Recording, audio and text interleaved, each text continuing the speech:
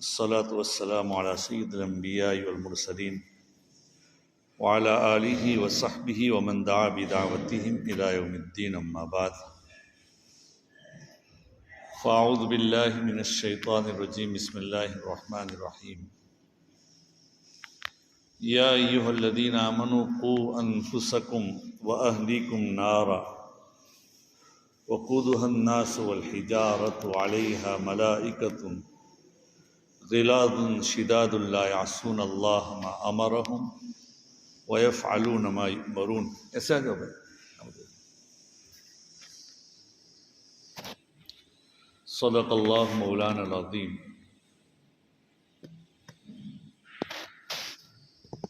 بزرگان محترم، عزیز و دوستو،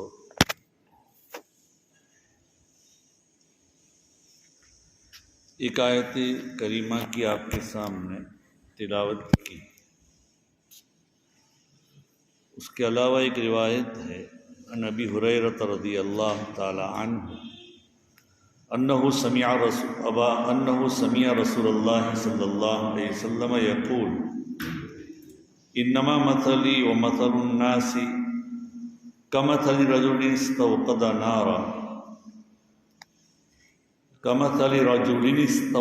نارا فلما اضاءت ما حوله جعل الفراش وهذه الدواب التي تقع في النار يقعن فيها فجعل ينزعهن ويغلبنه فيقتحمن فيها فأنا آخذ بحجزكم عن النار وهم يقتحمون فيها. صدق رسول اللہ صلی اللہ علیہ وسلم.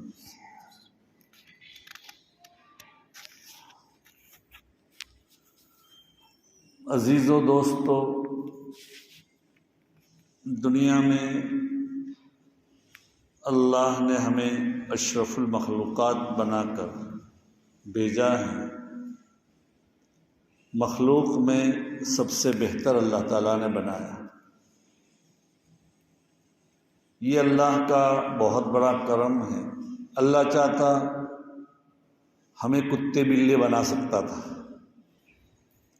اللہ چاہتا تو ہمیں کوئی اور مخلوق بنا سکتا تھا. اللہ کی مخلوق بے شمار ہے،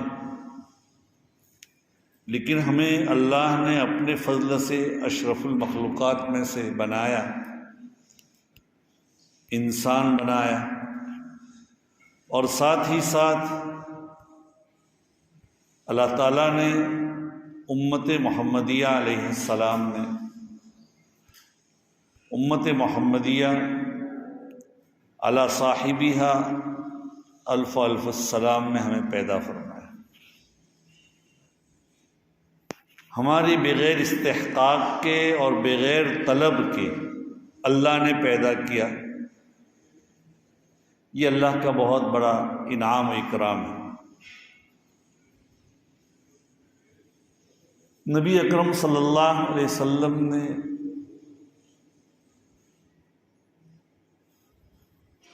حجۃ الوداع میں جو خطبہ دیا تھا، آپ صلی اللہ علیہ وسلم کے بعد آپ چونکہ خاتم الانبیاء ہیں، یعنی آپ کے اوپر نبیوں کی نبوت ختم ہو گئی، آپ کے بعد کوئی نبی پیدا نہیں ہوگا.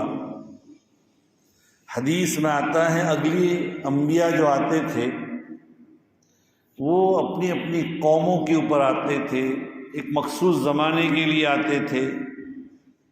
ان کے چلے جانے کے بعد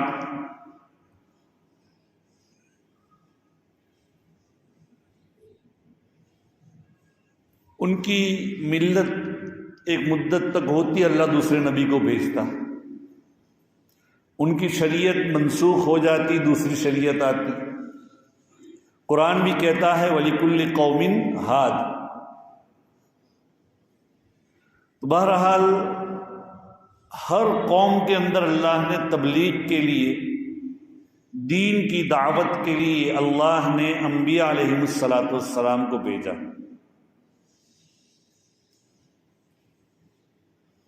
اور ہر نبی نے اپنا اپنا فریضہ انجام دیا بوجہ اتم بوجہ اکمل، کامل طور پر، تام طور پر پورا اپنا ذمہ داری ادا کی۔ یہ اور بات ہے کہ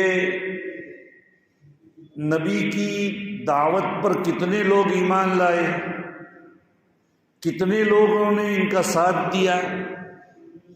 بعض انبیاء تو ایسے تھے جن کے ماننے والے کچھ ہی لوگ ہوئے، بعضوں کے 1-2، بعضوں کے کچھ زیادہ۔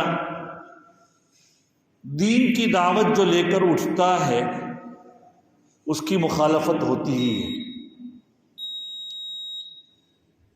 اس لیے انبیاء علیہ الصلوۃ والسلام کی مخالفت بھی ہوئی دعوت میں، اور حق کے پیروکار تھوڑے ہی ہوتے ہیں ابتدا میں، اور دیکھنے جائیں تو ہر زمانے میں دوسروں کے مقابلے میں وہ کم ہی ہوں گے۔ جیسے ہم دیکھتے ہیں کہ ہماری ملت اگرچہ پوری دنیا میں دوسرے مذاہب کے مقابلے میں ہم زیادہ ہیں، لیکن مجموعی اعتبار سے، ہمارے اعتبار سے سب کے سب برابر ہیں۔ مجموعی اعتبار سے تو ہم پوری دنیا کے اندر 125 کروڑ ہیں، تو وہ دوسرے جو ہیں وہ 650 کروڑ ہیں۔ پھر اس کے بعد 125 کروڑ جو دنیا میں لوگ ہیں، ان کے اندر بھی اگر آپ دیکھنے جائیں گے تو حق کی دعوت لے کر چلنے والے تھوڑے لوگ۔ اسی لیے نبی اکرم صلی اللہ علیہ وسلم نے جب کسریٰ کو اپنا مبارک خط لے کر حضرت دحیہ کلبی رضی اللہ تعالیٰ عنہ کے ساتھ دعوت کا خط بھیجا، تو دحیہ کلبی نے جب خط پہنچایا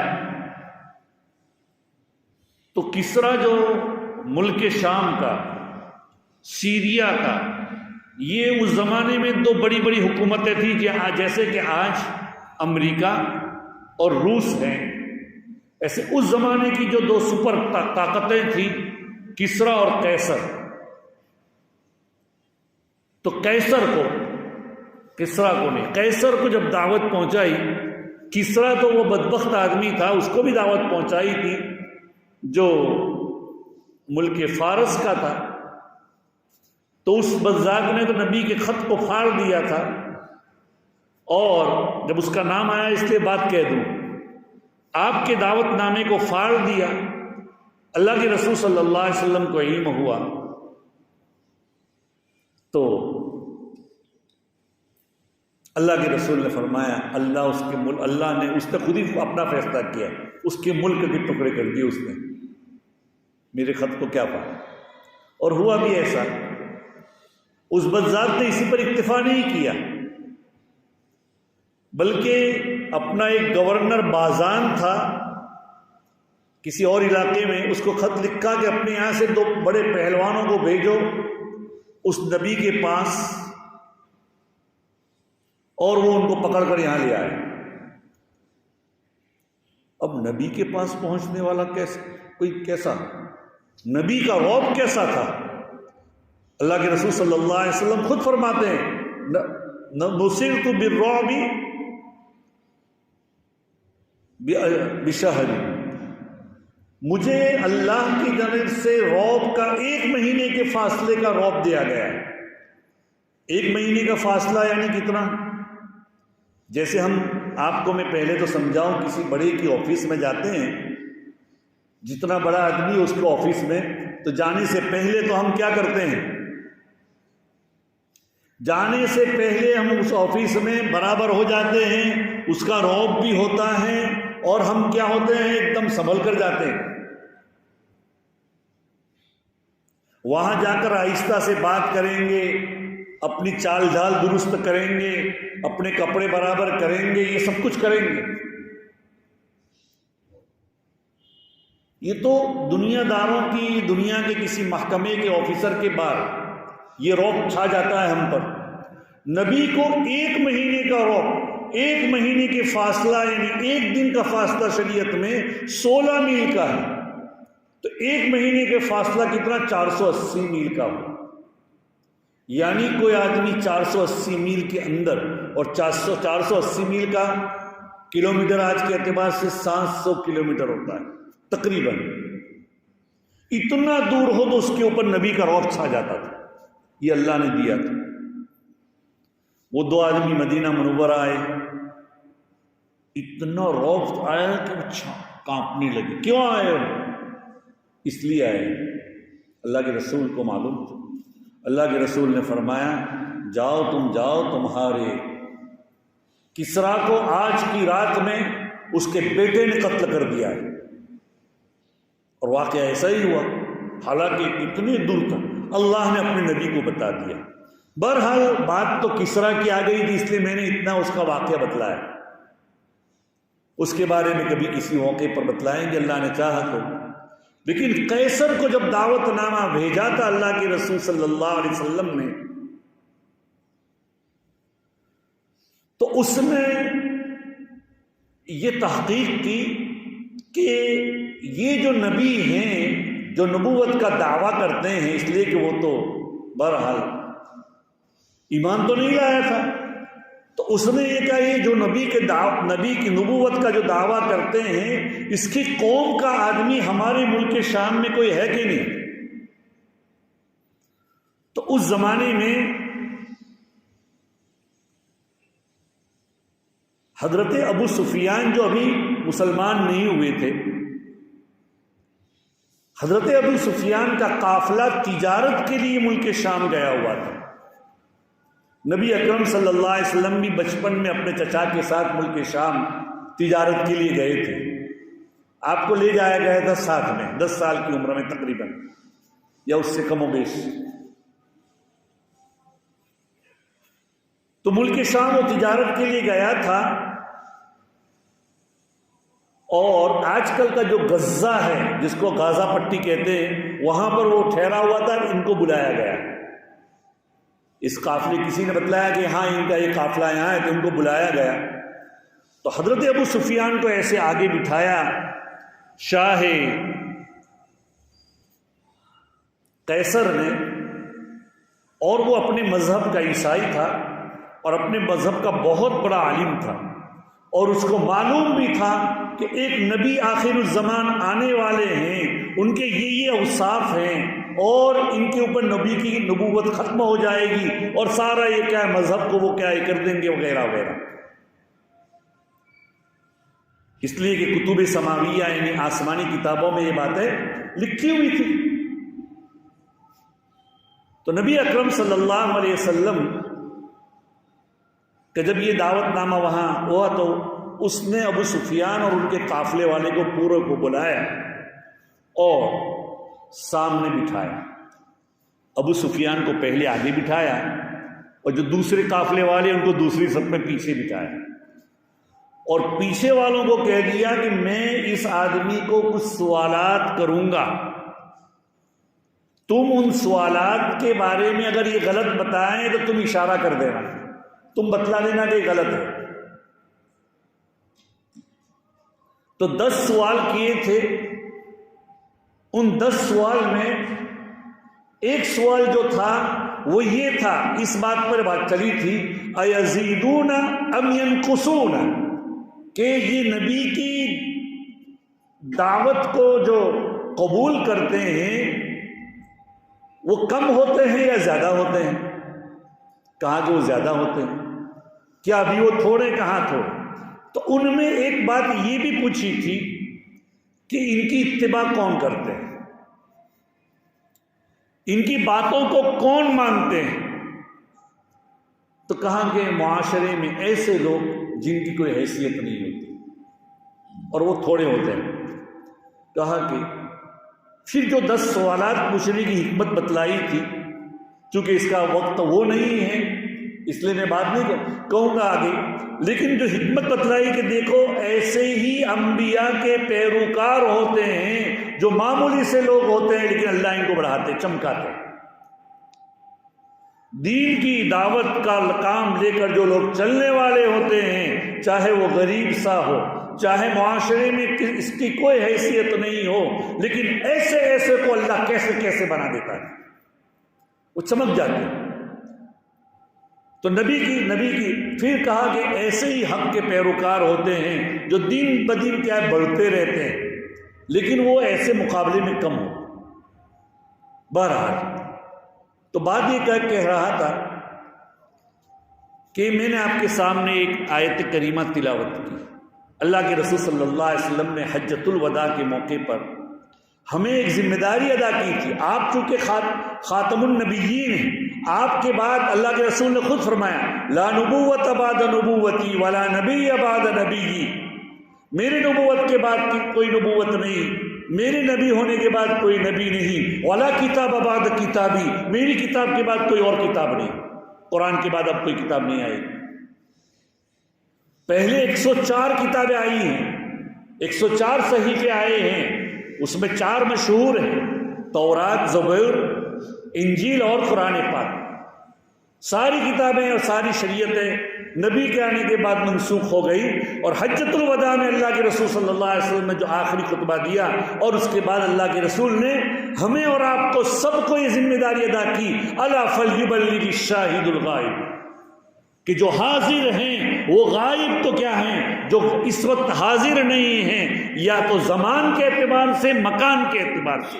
مکان کے اعتبار سے یعنی بہت سے لوگ ایسے تھے کہ جو اس وقت زندہ تھے، اسلام کی دولت ان کو نہیں تھی، یا وہ خود کسی وجہ سے حج میں نہیں پہنچے، تو جو باتیں میں نے تم کو پہنچائی ہیں تم ان کو زمانے کے اتحاد کے باوجود پہنچا دو، اور اگر زمانہ الگ ہیں، بعد میں آنے والے جو لوگ ہیں، تو ان کو بھی تمہاری بات، میری جو باتیں تم تک پہنچی ہیں وہ تمہاری ذمہ داری ہے، تم ان کو پہنچا دو۔ اور اس موقع پر نبی نے حاضرین کو گواہ بنایا تھا کہ میں نے تم کو اللہ کا الا هل بلغت، کیا میں نے تمہیں پیغام ربانی پہنچا دیا، کیا میں نے تمہیں پیغام ربانی پہنچا دیا؟ ہر ایک نے کہا جی ہاں۔ پھر کہا اللہ کے رسول نے کہ جو حاضر ہے وہ غائب کو پہنچاؤ۔ تو جس کو بھی نبی کی بات پہنچی ہے اس کی ذمہ داری آتی ہے کہ وہ دوسروں تک بات پہنچائے۔ عزیزو دوستو، یہ ضروری ہے۔ تو میں یہ کہہ رہا تھا قرآن پاک کی آیت کریمہ جس کے اندر یہ بات ہے کہ اے لوگوں، اپنے آپ کو اور اپنے اہل و عیال کو اس آگ سے بچاؤ کہ جس کا ایندھن لوگ ہوں گے اور پتھر ہوں گے۔ جس کا ایندھن کس کو کہتے ہیں بھئی؟ آگ سلگانے کے لیے کیا ہوتا ہے؟ آگ سلگانے کے لیے لکڑیاں ہوتی ہیں، لکڑیوں کو جلانے سے پہلے کیا ہوتا ہے؟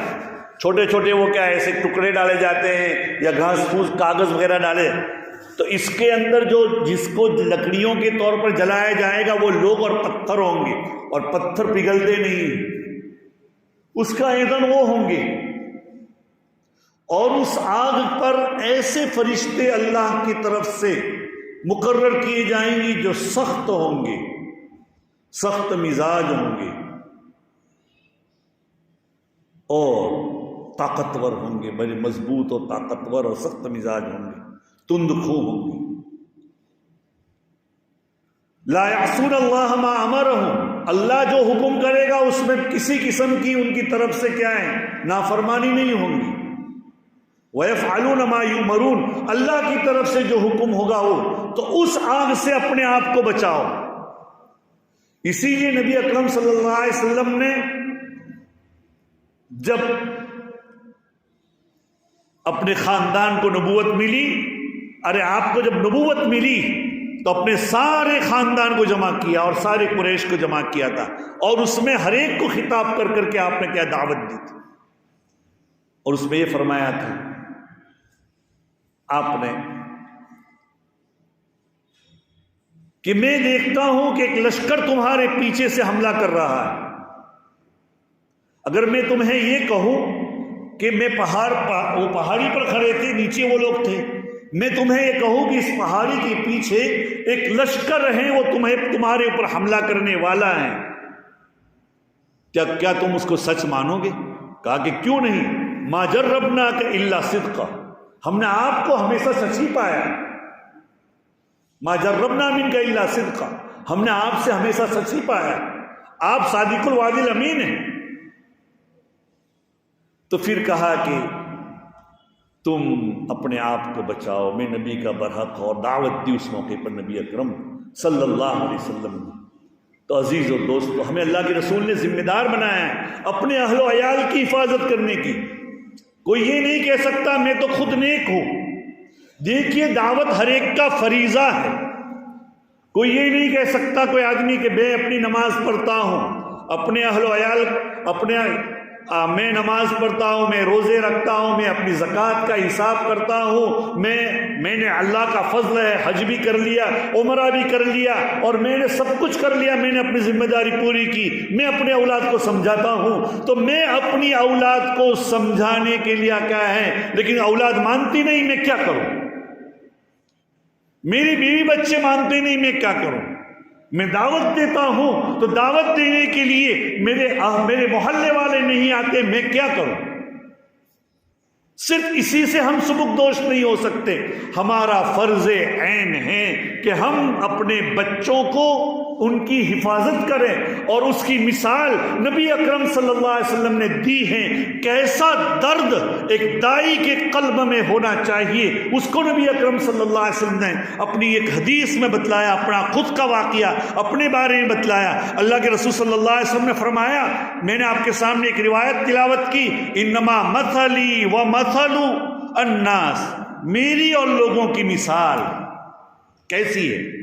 کمثل رجل استوقد نارا، اس آدمی کی طرح ہے جس نے آگ سلگائی اپنی ضرورت کے پیش نظر،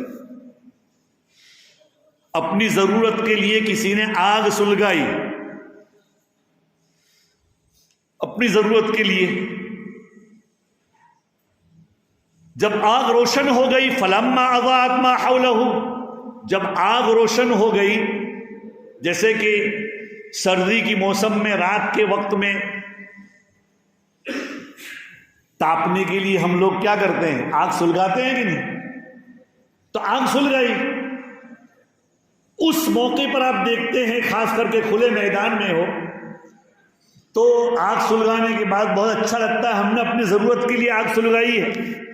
آگے ہوتا کیا ہے، جعل الفراش وهذه الدواب التي تقع في النار يقعن فيها، پتنگے جو ہوتے ہیں چھوٹے چھوٹے کیڑے مکوڑے ہوتے ہیں، اور وہ آگیا جیسا آتا ہے جو بہت سے جو روشنی کی دیکھ کر کیا ہے اس کی طرف بڑھتا ہے، ایسے یہ پتنگے اور کیا چھوٹے چھوٹے کیڑے مکوڑے اس آگ میں گرنے کی کوشش کرتے ہیں، اور ہم اس طرح دور کرتے ہیں ان کو۔ ہم نے تو اپنی ضرورت کے لیے سلگایا، ہم یہ چاہتے ہیں کہ بیچارے یہ جل کر بندہ مر جائے۔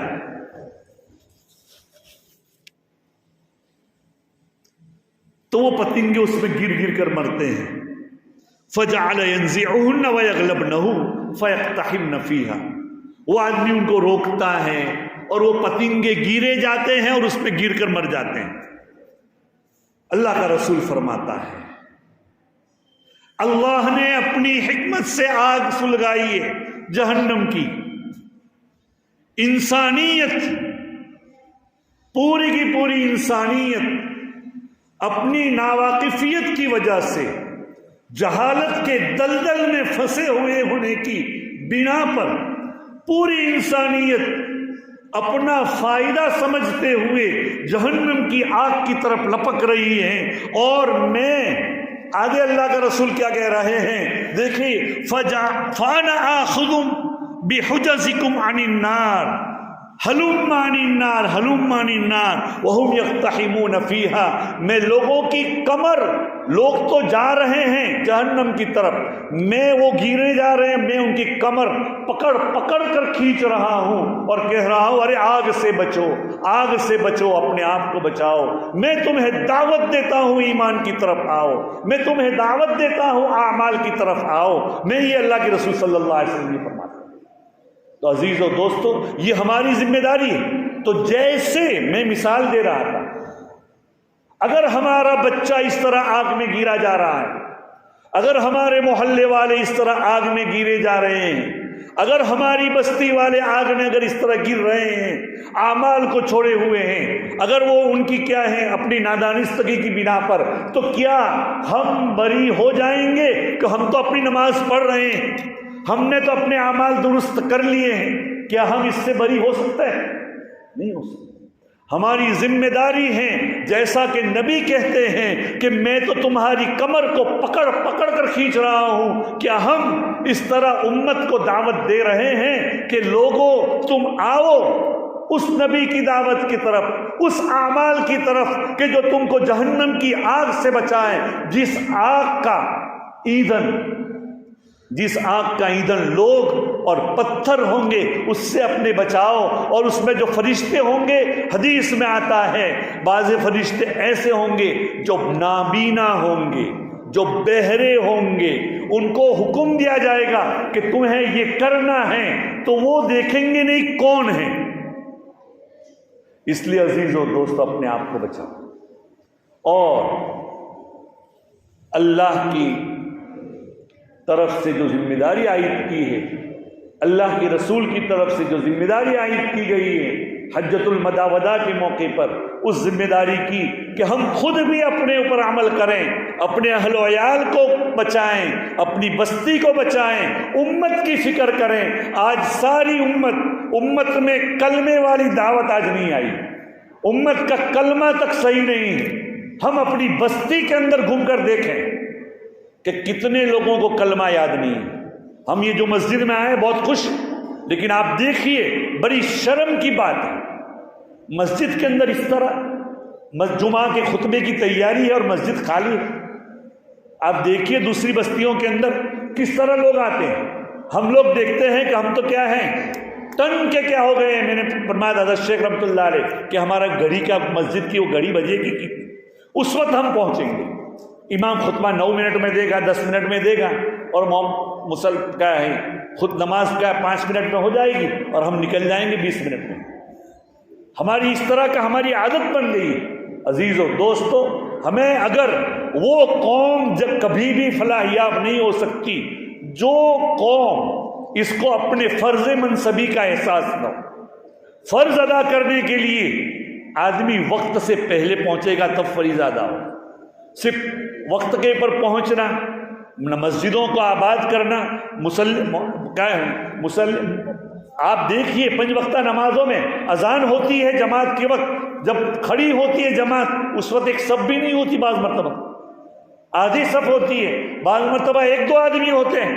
تو عزیز و دوستو اپنی ذمہ داری ادا کرو، اور خود اپنی، اور دیکھیے اگر کسی کو دعوت دینا ہے تو داعی کو خود اپنے خود کا عمل ضروری ہے۔ البتہ عمل کریں گے اور اس کے بعد دعوت دیں گے یہ نہیں، بہت سے لوگ خامخواہ اعتراض کرتے ہیں، یہ نہیں ہے، بلکہ یہ کہا جا رہا ہے، قرآن کہتا ہے لِمَ تَقُولُونَ مَا لَا تَفْعَلُونَ، تو اس کا مطلب یہ ہے کہ جو تم کہتے ہو اسے کرو بھی، یعنی خود پابند بن جاؤ، بس قرآن یہ کہتا ہے، لیکن یہ نہیں کہتا ہے کہ تم اگر پابند نہیں ہے دوسروں کو دعوت نہ دو، دوسروں کو دعوت دو۔ دعوت دیتے دیتے ایک موقع ایسا آئے گا کہ اللہ ہماری بھی اصلاح کر دے گا۔ تو عزیز و دوستو بزرگوں، اللہ کا فضل ہے کہ اللہ نے ہمیں دین کی دعوت نصیب فرمائی، اور حضرت جی مولانا الیاس صاحب رحمۃ اللہ علیہ کی برکت سے اللہ نے ہمیں دعوت و تبلیغ کا موقع دیا ہے، اور اللہ نے ایک عمومی طور پر یہ کام چلایا بیچ میں، اور اللہ کا شکر ہے کہ ہمارے یہاں سے وقتاً فوقتاً جماعتیں بھی آتی ہیں جاتی ہیں، اور بزرگان دین کی آمد و رفت بھی ہوتی ہیں، اور ان کے تقاضوں کے اوپر ہم عمل کرنے کی کوشش کرتے ہیں۔ یہ سب کچھ کرتے ہیں، لیکن اس کے باوجود بھی اگر انداز لگائیں تو ہماری بستی کے اندر بھی کچھ فیصد کام ہو رہا ہے۔ اللہ ہمیں توفیق دے کہ ہماری بستی کے اندر بھی 100% داعی پیدا ہو جائے، 100% ہماری بستی کے اندر ایمان والی ہوائیں آ جائیں۔ یہ دعائیں کریں اور وقتاً فوقتاً اسی فکروں کو لے کر ہمارے بزرگان دین چلتے ہیں، اور وقتاً فوقتاً ایسا آمد و رفت بھی ہوتی ہے، اجتماعات بھی ہوتے ہیں۔ اللہ کا فضل ہے ہمارے یہاں، اب چونکہ بیچ میں ایسے کورونا وغیرہ کے حالات تھے جس کی وجہ سے اجتماعات نہیں ہو سکے تھے، جیسے اجتماع ابھی ہونے جا رہا ہے۔ اللہ کا فضل ہے کہ آئندہ 10/11/12 کو گودرا کے اندر اجتماع ہو رہا ہے۔ بھئی یہ بہت بڑی اس وقت ایسے وقت میں ایک دین کی ہوا چلتی ہے، کتنے لوگوں کی دعاؤں کے نتیجے میں یہ اجتماع کا وجود ہوتا ہے، کتنے لوگ رات کے اندر اس کے لیے دعائیں کرتے ہیں، کتنی ماں بہنوں کی، ہمارے بزرگوں کی دعائیں ہوتی ہیں۔ تو اس کے اندر جو لوگ شریک ہوتے ہیں ان دعاؤں کا نتیجہ ہوتا ہے۔ تو ایسے وقت میں اللہ کی طرف سے ہدایت کی ایک ہوا چلتی ہے، تو اس کے اندر خود شریک ہو، اور شریک ہونے کے ساتھ ساتھ اپنے جو تقاضے وہاں کے ہیں ان تقاضوں کے اوپر بھی عمل کریں۔ آپ کے پاس انشاءاللہ ساتھی لوگ بھی آئیں گے تقاضے لے کر، تو ہم سے جو بھی ہو سکے اس کے تقاضوں کے اوپر عمل کریں۔ ہمارے گھر میں سے جس کو بھی ہم کم سے کم ہر گھر میں سے ایک آدمی اللہ کے راستے میں نکلنے والا ہو، ایسا تقاضا ہے۔ اور اجتماعات میں ان دنوں کے اندر ابھی سے پروگرام بنائیں کہ ہمیں اس اجتماع میں شریک ہونا ہے، اور ہمیں کیا ہے دین کی دعوت کے اندر بھی اللہ تعالیٰ قبول کرے، یہ کوشش کریں اجتماع میں خود شریک ہو، یہ پروگرام ابھی سے بنائیں۔ وآخر دعوانا الحمدللہ رب العالمین۔